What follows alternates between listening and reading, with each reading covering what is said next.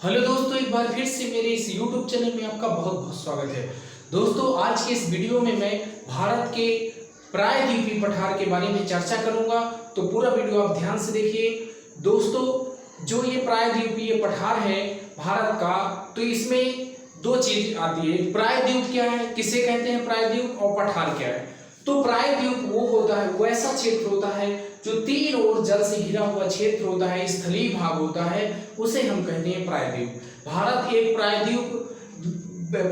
प्रायद्वीप कहा जाता है, क्योंकि भारत की अगर बात करें तो इसके पश्चिम में अरब सागर है, दक्षिण में हिंद महासागर और पूर्व में बंगाल की खाड़ी स्थित है। इस तरह से तीनों ओर से ये समुद्र से घिरा हुआ क्षेत्र है, इसलिए इसको कहते हैं प्रायद्वीप।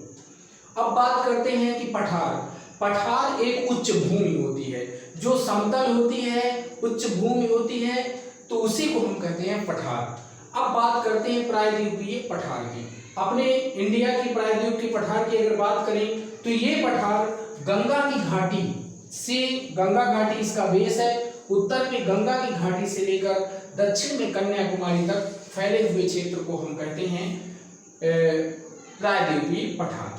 इसके पश्चिम में पश्चिमी घाट है और पूर्व में पूर्वी घाट है। ये पूर्वी घाट है ग्रेट लाइन से, और ये पश्चिमी घाट है। पश्चिम में पश्चिमी घाट, पूर्व में पूर्वी घाट, और उत्तर की अगर बात करें तो गंगा की घाटी है, और उत्तर पश्चिम की अगर बात करें तो अरावली पर्वत श्रेणी है।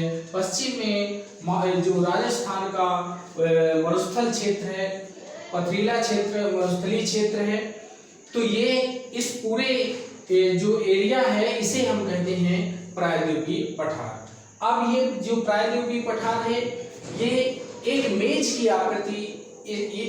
की आकृति ऊंचा उठा हुआ पुराने क्रिस्टलीय आग्नेय तथा रूपांतरित शैलों से ये निर्मित है। गोंडवाना भूमि के टूटने एवं अपवाह से बना प्राचीनतम भूभाग है। इसमें चौड़ी तथा छिछली घाटियां, गोलाकार घाटियां इसमें पाई जाती है।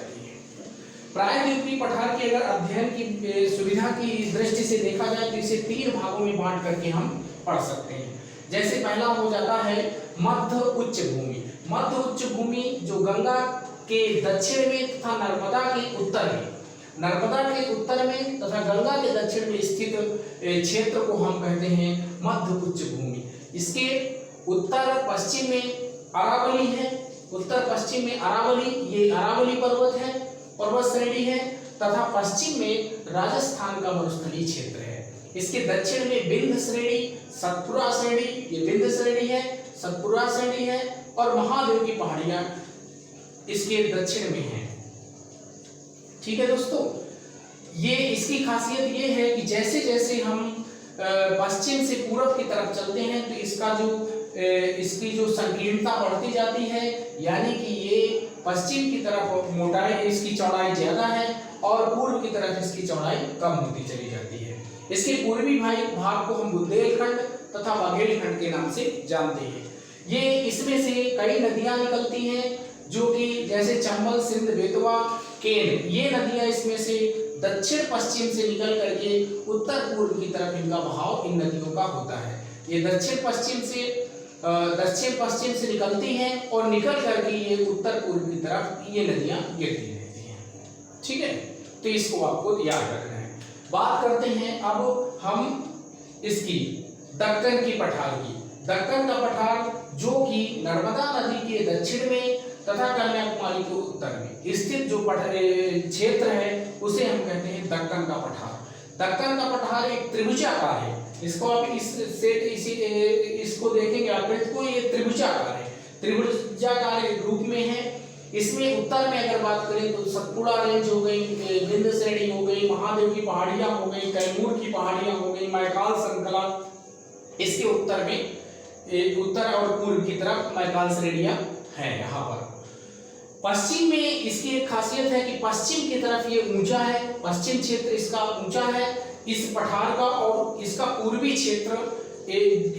क्षेत्र ढाल युक्त है, यानी कि इसकी जो ऊंचाई है ये पश्चिम क्षेत्र में इसकी ऊंचाई अधिक है और पूर्वी क्षेत्र में इसकी ऊंचाई कम है। इसको आपको ध्यान देना है। पश्चिमी पूर्व की तरफ जैसे जैसे हम पूर्व की तरफ जाते हैं इसका ढाल, ये ढाल क्षेत्र आता जाता है, इसकी ऊंचाई घटती चली जाती है। और जैसे जैसे हम पूरब की तरफ जाते हैं इसकी ऊंचाई बढ़ती जाती है, यानी जैसे हम उत्तर की तरफ आते हैं इसकी ये ढलान इसमें उत्पन्न हो जाता है, ये इसकी ऊंचाई कम होती जाती है। तो इसको आपको देखना है। इसी का जो भाग है छोटा नागपुर का पठार है, तथा जो गारो खासी जयंतिया जिसे हम मेघालय का पठार भी कहते हैं, ये मालदा गैप से अलग होती है। मालदा गैप, मालदा गैप से, जो कि छोटा नागपुर से मालदा गैप द्वारा ये गारो खासी जयंतिया जो कि मेघालय की पहाड़ियां हैं, जो पश्चिम से पूर्व की तरफ गारो खासी जयंतिया 3 पहाड़ियां हैं, ये भी इसी छोटा नागपुर, ये आपका दक्कन पठार या छोटा नागपुर का ही पार्ट है, इसी का भाग है। तो इसको भी आपको याद रखना है। इस जो मेघालय का पठार है इसे हम कार्बी एंगलांग पठार तथा उत्तर कचार पहाड़ी के नाम से भी इसे जाना जाता है, इस मेघालय के पठार को। तो इतना आपको याद रखना है।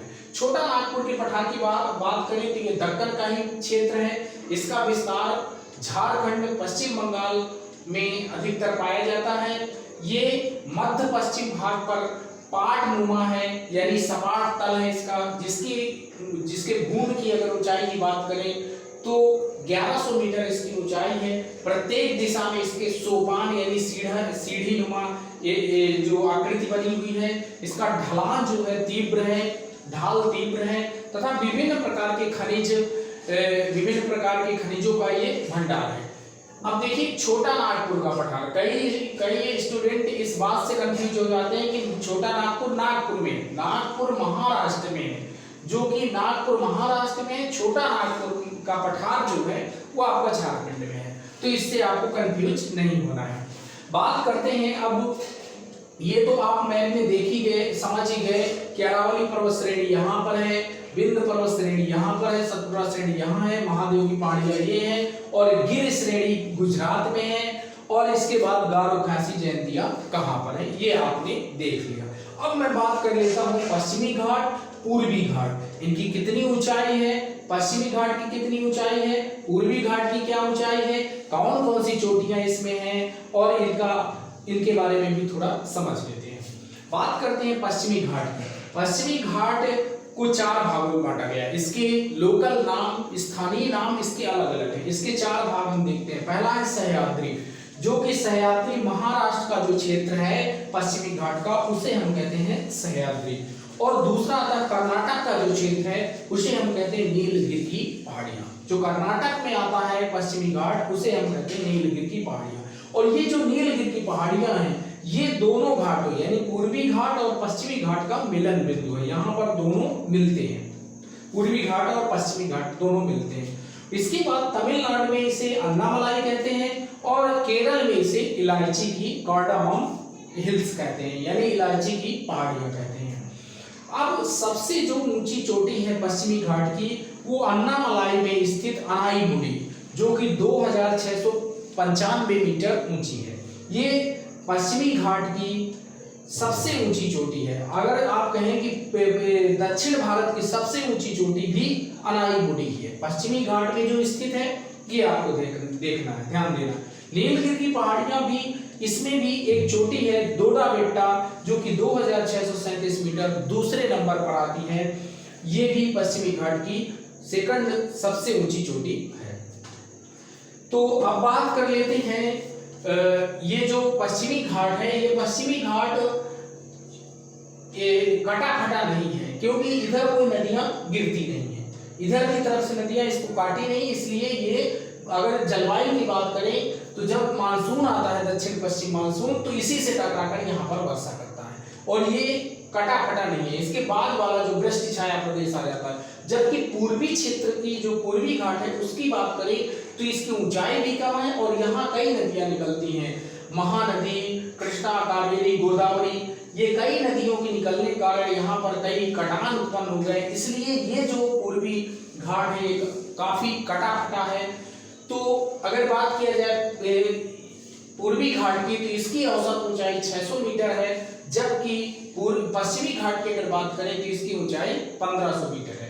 तो इसको भी आपको याद रखना है। पूर्वी घाट में सबसे ऊंची जो चोटी है उसकी चोटी की ऊंचाई है 1501 मीटर, जो कि लगभग 1 किलोमीटर के बराबर ऊंचाई है। महेंद्रगिरी जो सर्वाधिक ऊंची चोटी है, यहाँ पर सर्वाधिक ऊंची चोटी कौन है? अराईमुड़ी, जो कि 2695 मीटर है, यानी इसकी लगभग 2 गुनी है। ये महेंद्रगिरी सर्वाधिक ऊंची चोटी है, किसकी? पूर्वी घाट की सबसे ऊंची चोटी है। अब इसमें कुछ पहाड़ियां हैं, जैसे सेवड़ाई, जवादी हिल्स, पलकोंडा रेंज और माल्यागिरी रेंज। ये कुछ पहाड़ियां पूर्वी घाट में हैं, इसको भी आपको देखना है। ठीक है, तो चलिए दोस्तों, मुझे लगता है आज के इस वीडियो में इतना ही। मिलते हैं अगले वीडियो में, तब तक के लिए नमस्कार।